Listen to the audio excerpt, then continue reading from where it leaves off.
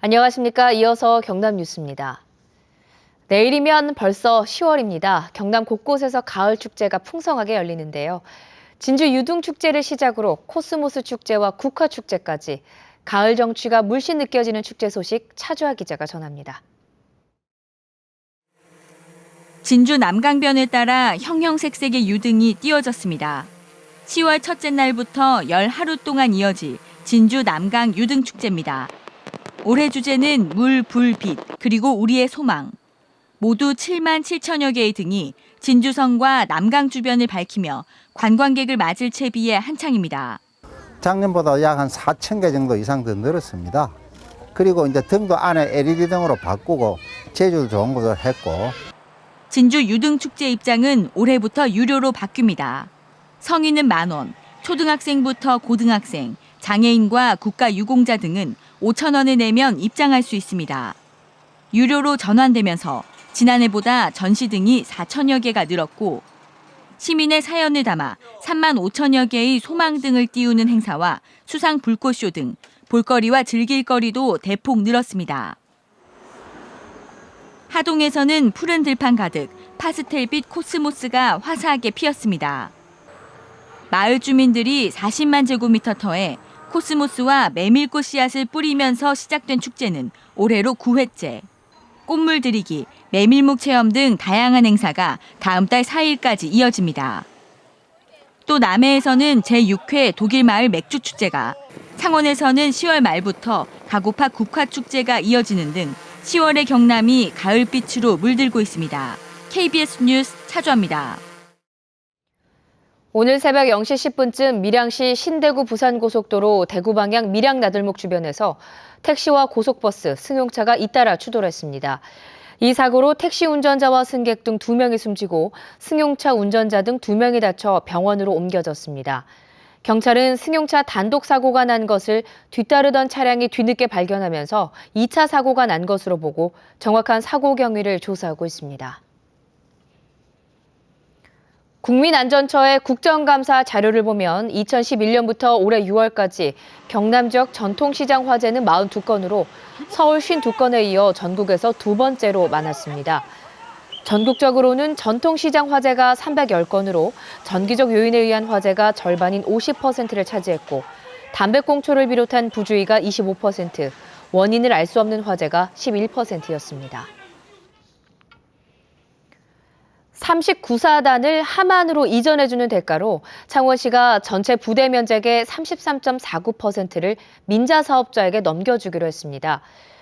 하지만 기존 개발 계획에 있었던 근린공원이 사업자의 개발 대상에서는 제외돼 논란이 일고 있습니다. 오종우 기자가 취재했습니다. 39사단 이전은 기부대 양여 방식으로 진행되고 있습니다. 태연건설 등 7개 건설사가 39사단을 함안으로 이전해주면 그 대가로 39사단 더해서 33.49%의 땅을 갖도록 한 겁니다. 민자사업자는 전체 106만여 제곱미터 39사단 더해서 아파트와 상업용지 등 35만 4천 제곱미터를 갖게 됩니다. 땅의 전체 줄 수 있는 총 면적은 33.5% 이내로 준다. 그런 명시 하에 공모를 했어. 그 공모를 보고 민간사업자가 제안을 했어. 하지만 약 24만 5천 제곱미터 근린공원이 전체 39사단 면적에 포함돼 있었지만 정작 개발 계획에는 빠져 있습니다. 창원시가 민자사업자에 땅을 줄 때는 공원 면적을 포함시켰다가 정작 개발 대상에선 제외된 건데 차이가 8만 4천여 제곱미터나 됩니다. 더구나 이번에 개발에서 제외된 근린공원을 조성하려면 창원시는 별도의 예산을 투입해야 합니다. 전체 시민에게 돌아가지 않고 일부 사업자의 배를 불리는 측면으로 간다는 게 정말 안타깝고 반드시 이 부분에 대해서는 어느 정도 시정이 되어야 된다고. 창원시의 39사단터 개발 방식에 대해 특혜 시비가 일고 있습니다. KBS 뉴스 오종우입니다. 이렇다 보니 정작 민간 사업자만 이득을 보고 있다는 비판도 나오고 있습니다. 사업자가 아파트와 상업용지 등 이른바 알짜배기 땅을 독차지했기 때문입니다. 송여준 기자입니다. 통합 창원시의 한가운데 마지막 남은 노른자위 땅인 39사단터. 시민들은 창원시 장기 발전을 이끌 시설을 기대했지만 실상은 그렇지 않습니다. 39사단터 중심부는 최고 42층 높이에 달하는 6,100가구의 대단위 아파트 단지가 차지합니다. 땅 가격이 높은 상업용지와 준주거 용지도 모두 민자 사업자의 차지입니다. 아마 3.3제곱미터당 2천만 원은 넘었으리라고 보고요. 공동주택의 분양가는 1,450선을 안 넘겠나.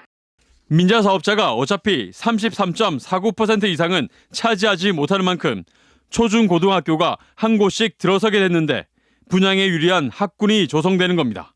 민간 사업자가 땅을 33.5%를 받아서 실제로 이 대규모 사업을 투자해서 해소할 수 있는 방안이 사실은 아파트가 가장 큰 메리트를 가질 수밖에 없지 않습니까? 반면 창원시가 분양할 수 있는 지원시설 용지는 고작 8만여 제곱미터, 전체의 7.7%에 불과합니다. 그나마 종교와 문화시설 용지 등은 땅 가격이 싸 창원시 재정 확충에도 큰 도움이 안 됩니다. 또 부대 안쪽 사격장이 있던 산길슥은 개발이 어려워서인지 아예 개발 계획에서 빠졌습니다. 우리가 건설업자 좋아하고 아파트 지으라고 했습니까?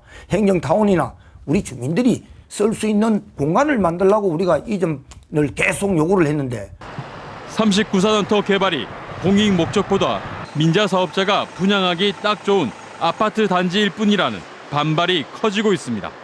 KBS 뉴스 송현준입니다.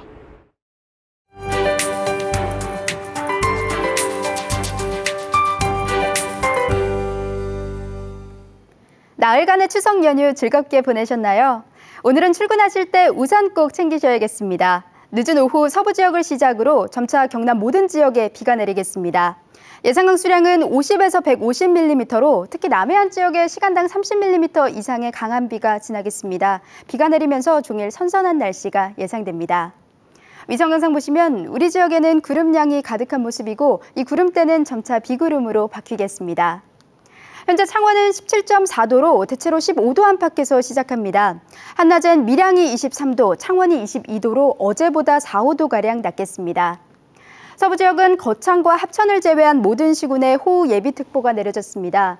이번 비는 오늘 밤부터 내일 낮 사이에 집중되겠고 특히 해안 지역엔 바람도 강하게 불겠습니다. 안전사고에 주의하시기 바랍니다. 오늘은 해상 여건도 좋지 않습니다. 풍랑 예비특보가 내려지면서 물결은 0.5에서 최고 2.5m로 일겠습니다. 오늘 내리는 비는 내일 오후까지 이어집니다. 비가 그치고 나면 낮 기온도 24도 안팎으로 한낮에도 선선한 기분이 들겠습니다. 기상정보였습니다. 경상남도의 학교급식 지원조례 개정안이 내일 시행에 들어가 경상남도가 급식비 감사에 착수하는 시기에 관심이 쏠리고 있습니다. 경상남도는 경상남도 교육청에 지원하는 학교급식 식품비에 대해 도지사의 감사 권한을 명시하도록 조례를 개정해 내일 시행에 들어갑니다.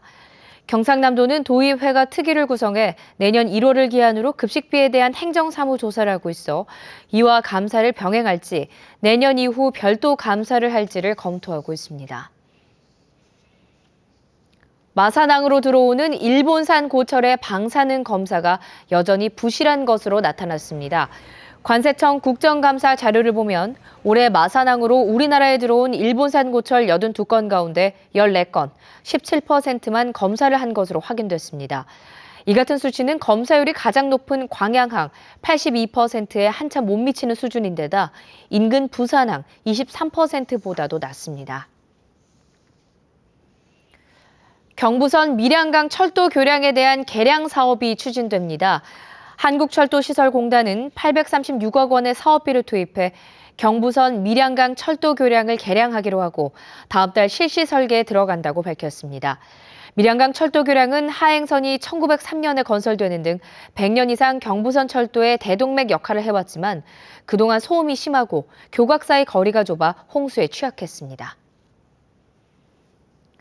KBS 뉴스를 마칩니다. 고맙습니다.